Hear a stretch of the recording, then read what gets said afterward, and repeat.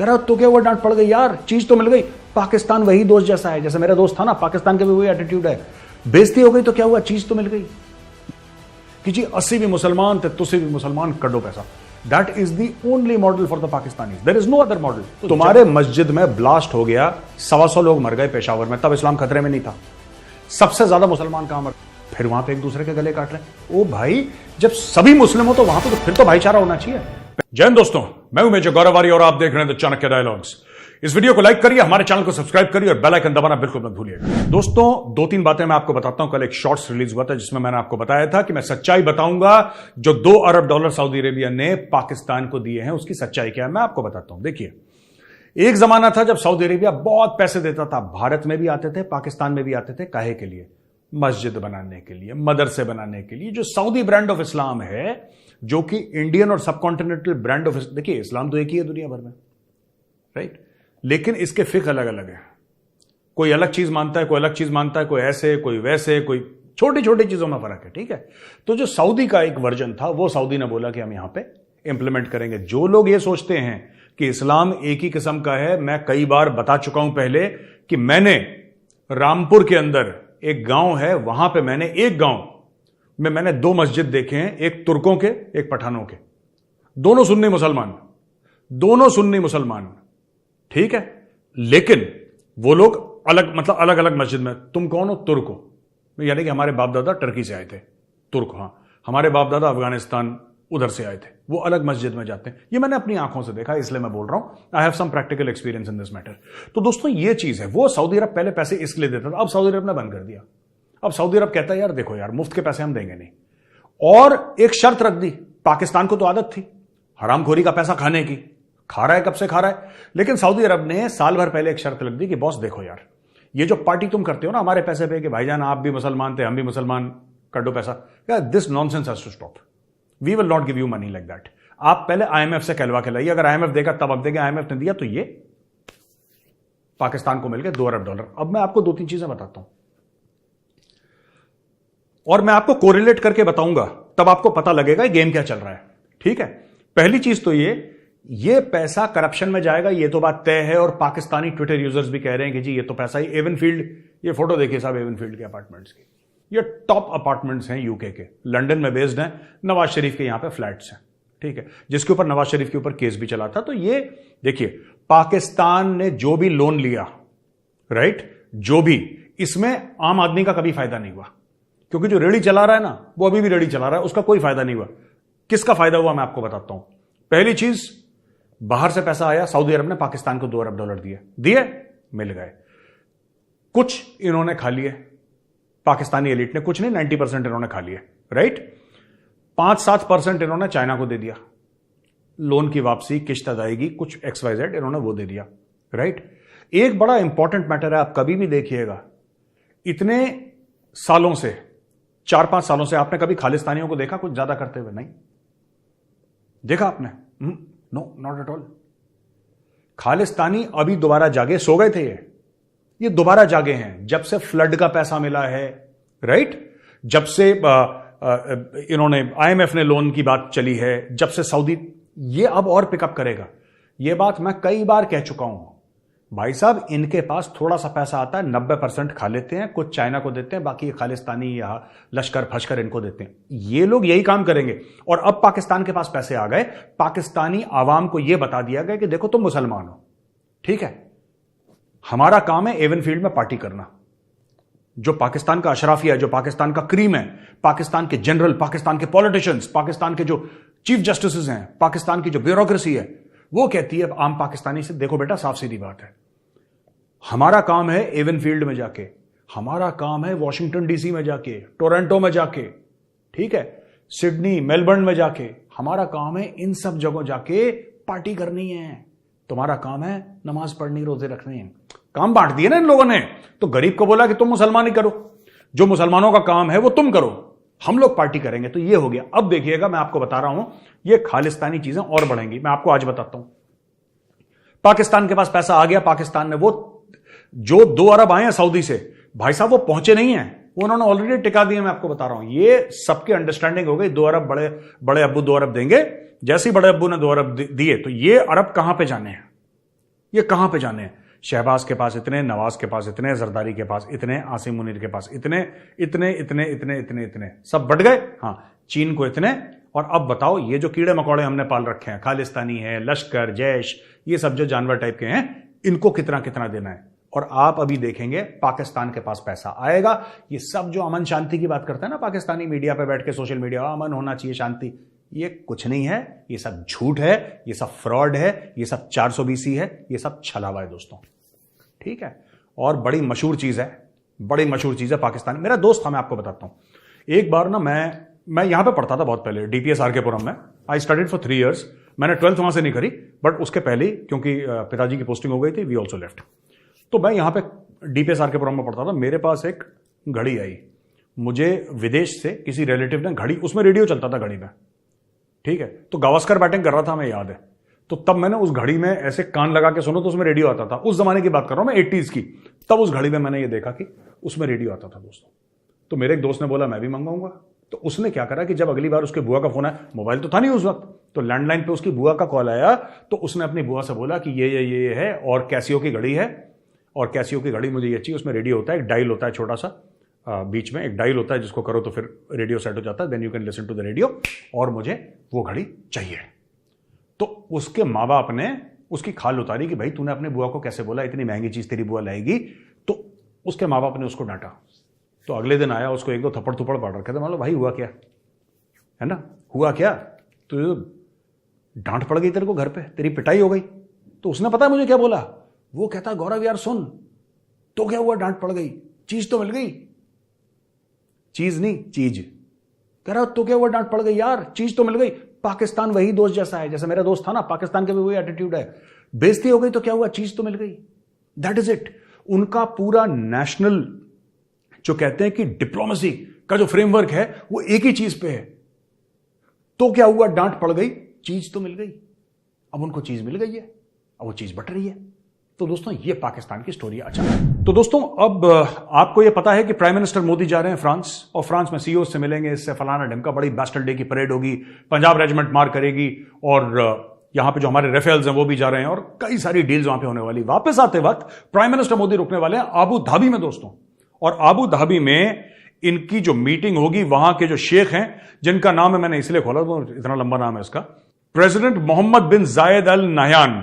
मोहम्मद बिन जायद Al Nahyan जो वहां के प्रेसिडेंट हैं, उनसे मिलेंगे और बात करेंगे पूरा बिजनेस के बारे में। ठीक है जी, ये बिजनेस के बारे में बातें होंगी, और गल्फ कोऑपरेशन की बात होगी, दुनिया भर की बातें होंगी। देखिए, जब भी राफेल आए तो ये रिफ्यूल कहां पे करे, अबू धाबी में।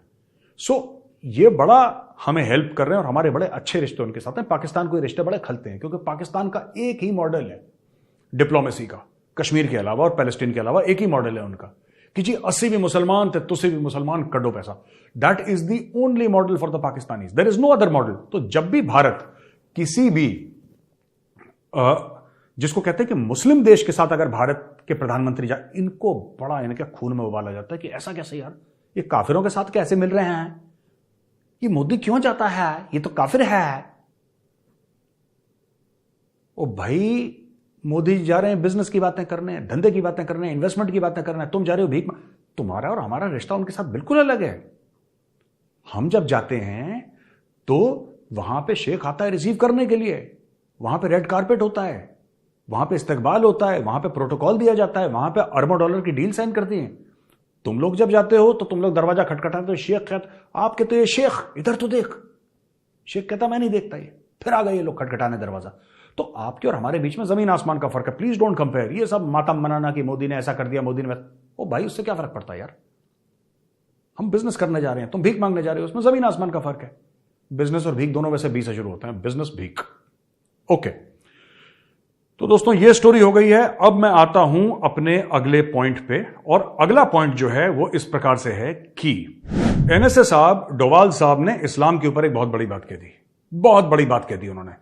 और उन्होंने ये कह दिया कि यार देखो, ये जो मामला है ना इंडियन मुस्लिम्स का, वो दुनिया भर से मुख्तलिफ है। और ये भी बोला कि इंडिया में अनलिमिटेड फ्रीडम ऑफ एक्सप्रेशन है, कोई दबाता दुबूता नहीं है किसी को, जिसको जो मन चाहे।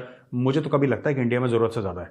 एनीवे, यहां पे एक खुसरो फाउंडेशन है, इस्लामिक कल्चरल सेंटर में, यहां पे दिल्ली में Islamic cultural centre Khan market के पीछे, वहां पे बात कर रहे थे और मुस्लिम वर्ल्ड लीग के secretary general Sheikh doctor Mohammed bin Abdul Karim al Issa वो आए थे और इनको माना जाता है, अब्दुल करीम अल ईसा को यह माना जाता है कि वो बड़े क्लोज हैं प्रिंस मोहम्मद बिन सलमान के और he is a moderate Islamic voice. तो डोवाल साहब देखिए ना, आप ये सोचिए कि उनसे डोवाल साहब क्यों मिल रहा है। आप इंडिया की स्ट्रैटेजी समझिए, इंडिया क्या कर रहा है समझिए।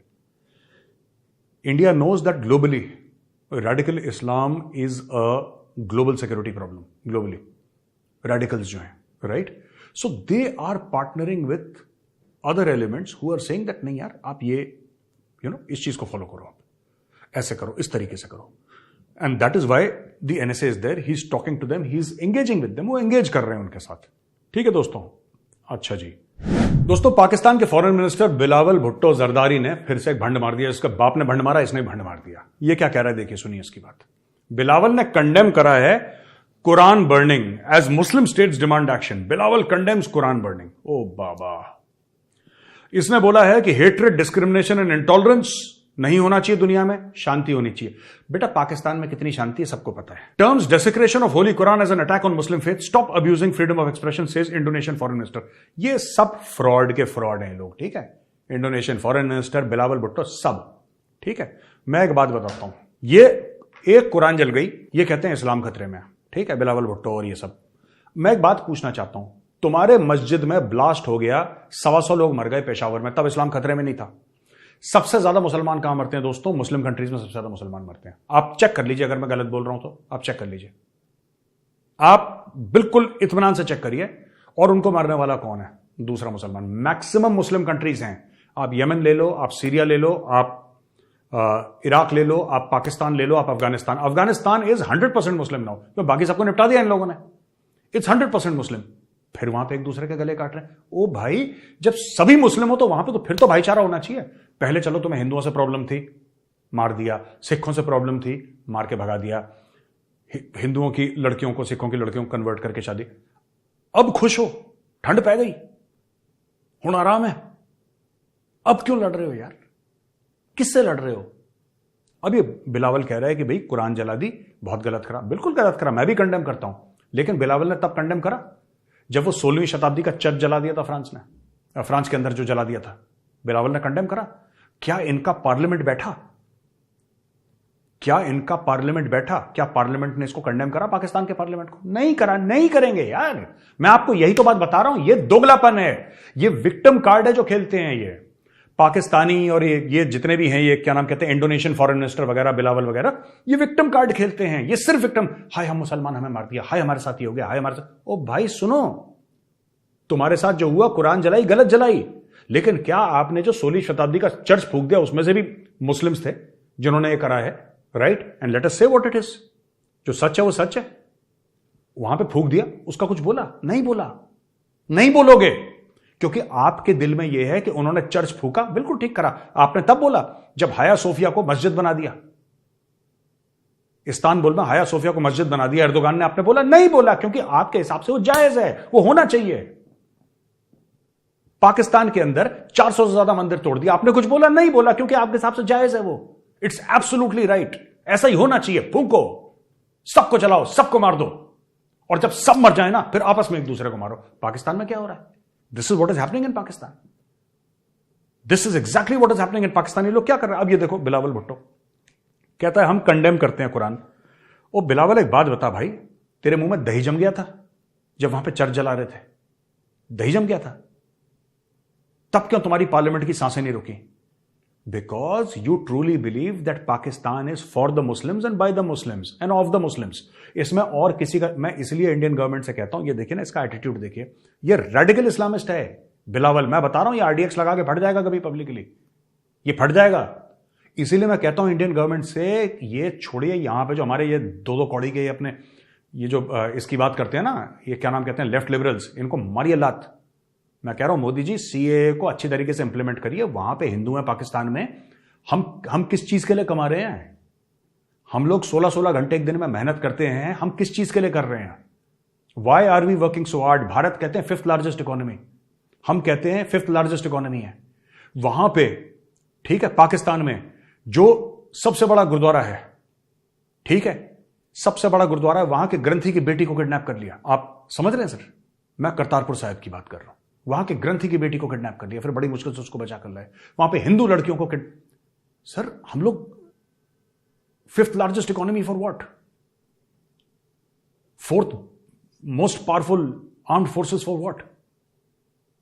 कि हम लोग यहां पे वो करें, हमारे बच्चे गूगल का सीईओ बने, हमारे बच्चे जो हैं माइक्रोसॉफ्ट का सीईओ बने। फिर नेक्स्ट स्टेप, अगर हम लोग, देखिए साहब, अगर हम लोग, हमारे जो हिंदू भाई हैं पाकिस्तान में, हमारे जो सिख भाई हैं पाकिस्तान में, अगर हम उनको वहां से लाके इंडिया में नहीं बसा सकते, हम अगर उनको नहीं बसा सकते, तो सर ये $3.75 ट्रिलियन इकोनॉमी का करना क्या हमने?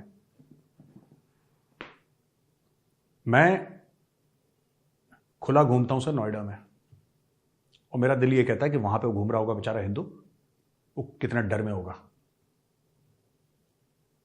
उसकी, मैं किसी का इंटरव्यू देख रहा था, वो कहते हैं हमारी बेटी घर से बाहर जाती है सामान लेने, चाहे 10 कदम पे जाए हमारी सांसें रुक जाती हैं। जवान बेटी अगर घर से गई, सांसें रुक जाए, पता नहीं वापस आएगी नहीं आएगी। स्कूल गई, वापस आएगी कि नहीं आएगी। मिट्ठू मियां के लोग हर जगह फैले, अच्छा ये लड़की उठा लो, कलमा पढ़ाओ, इसको मुसलमान करो। मैं ये कह रहा हूं वहां पे there is a very serious problem. ये तो पागल का बच्चा है बिलावल, ये तो बकवास करता रहेगा। कुरान जल गई, कुरान जल गई, गलत है, बिल्कुल गलत है, उतना ही गलत है जितना जब चर्च जल गया वो भी गलत है। पर नहीं करेंगे ये लोग कंडेम, बिकॉज इवन बिलावल, देखिए ये अंग्रेजी बोलता है, ये टाई पहनता है, ये ऑक्सफोर्ड से पढ़ा है, लेकिन दिल के अंदर इसके अलकायदा है। यह बात आपको समझनी पड़ेगी, दिल के अंदर पाकिस्तानी का अलकायदा है। यह आपको बात माननी पड़ेगी, आपको अच्छा लगे बुरा लगे, राइट? इसीलिए जब कोई मरता है कभी कोई नहीं बोलते, ये सिर्फ तब बोलेंगे जब। तो इधर से अब मिल गया है भाई, सऊदीया से, दुबई से, और ये चीजें हैं। लेकिन जो मेजर साहब ने अच्छी बात बोली है कि जब पीएम मोदी जा रहे हैं दुबई, तो भाई उनका रिलेशन किस लिए है? वो तो बस अपनी तिजारत करेंगे भाई, अपना एक दूसरे के साथ, ये चीजें हैं। लेकिन हमारा क्या है? वो बोलता है शहबाज शरीफ साहब के हम भाई मांगते हैं, जब भी ऊपर उठता हूँ तो लोग समझ जाते हैं कि ये जब उठ जाए तो भाई ये माइक पकड़ेगा और बोलेगा हमें पैसे दो, इससे आगे कुछ नहीं है। तो ये चीजें भाई अब कोई, सऊदी अरेबिया का जो फॉरेन मिनिस्टर है ना, इस बार उसकी जो स्टेटमेंट थी ना, वो काफी हैवी थी, क्योंकि उसने यही बोला था कि हम अनकंडीशन किसी को, मतलब कि कोई चीज नहीं देंगे। तो उसका इशारा हमारी तरफ था, कुछ और भी कंट्री हैं उनकी तरफ भी था कि अनकंडीशन हम कर्जा किसी को नहीं देंगे, चाहे जो भी हो जाए। लेकिन क्या करें यार, मतलब कि वो बेचारे वो था एक तो जो पाकिस्तान में मिठाइयाँ बांटी जा रही है कि जो सऊदी अरब से पैसे कुछ मिले हैं, $2 बिलियन जो वो मिले हैं, तो खुशियां तो मनाई जाएंगी। और जिस तरह मेजर साहब कर रहे थे, वो हिस्सा बांट रहे थे सबका, वो तो पहले हिस्से बन चुके हैं। मैं कहता हूँ ये मिलने से पहले ही उन लोगों ने बांट लिए थे, और उन्होंने इधर खजाने में मंगाई नहीं तारक, वो कब पैसा मांगा हुआ तेरे मुल्क में आया है? कभी भी नहीं आया। वो जब मिल जाता है बैर का बैर ही बांटा जाता है, नहीं गिना जाता था, सागरार बताता था यार रोज। भाई वो आवाम को लॉलीपॉप तो देना है ना, पैसा मिल गया भाई मान गया भी, जो भी बैर से पैसा आता है वो पाकिस्तान के यहाँ आते नहीं, पिछले 75 सालों से ही नहीं आ रहा, आज मान गया है। तो मैं कब पहले नहीं माना, मैं तो पहले ही कहता हूँ वो पैसा बैर 3 साल उसमें भी नहीं आया, ये भी मान। मेजर साहब आप बिल्कुल सही बोल रहे हो। बिलावल भुट्टो ने कंडेम किया है कुरान पर, तो हर मुसलमान का मतलब वो बहुत हमें दर्द हुआ है जब हमें ये वाकया पता चला, तो वो तो कंडेम करना ही चाहिए। और बिलावल हमारा जो है सिर्फ इस्लाम पर ही फोकस है, तो आपको वो बात शायद खटकती है कि बिलावल दूसरों के लिए क्यों नहीं बोलता। जब हिंदुओं के मंदिर पर हमला होता है तब बिलावल कुछ नहीं बोलता, चर्च को जला दिया तब बिलावल खामोश था, और कुरान की बात आ गई तो बिलावल ने मतलब चीखना शुरू कर दिया कि ये गलत हुआ है।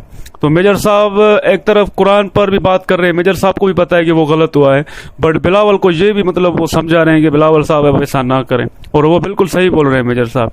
बाकी रही बात हिंदुओं की लाइफ की, तो हिंदू यार हमारे यहाँ सेफ हैं, जहां तक हमने देखा है हमारे यहाँ तो हिंदू अमन के साथ रह रहे, खा पी रहे, अपना कारोबार संभाल रहे हैं, बहुत सारे यहाँ पर हिंदू। नो डाउट, और एक का क्रिटिसाइज करना बनता है। कुछ मौजू पे उन्होंने कंडेम भी किया है कि जो कुरान को जलाया गया है वो गलत है, इन्होंने कंडेम किया। Thank you so much. उन्होंने एक्सेप्ट किया इस चीज़ को।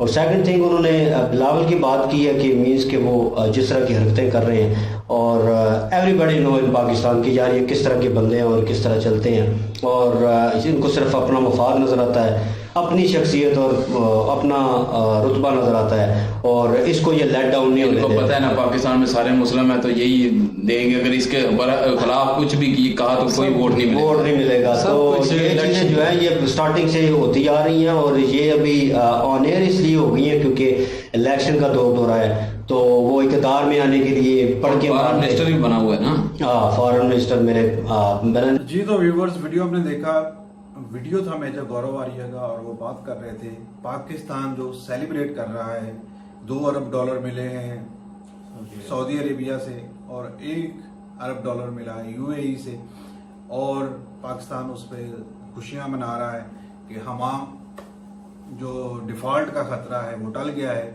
पाकिस्तानियों तुमको मुबारक हो।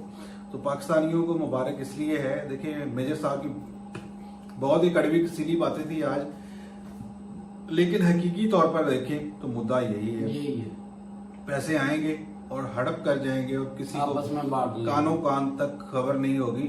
पहले से ही माहौल इतना बना के रखा हुआ है कि आने दो, खाने दो और जाने दो। पहले भी यही होता रहा और अब भी होता रहा है।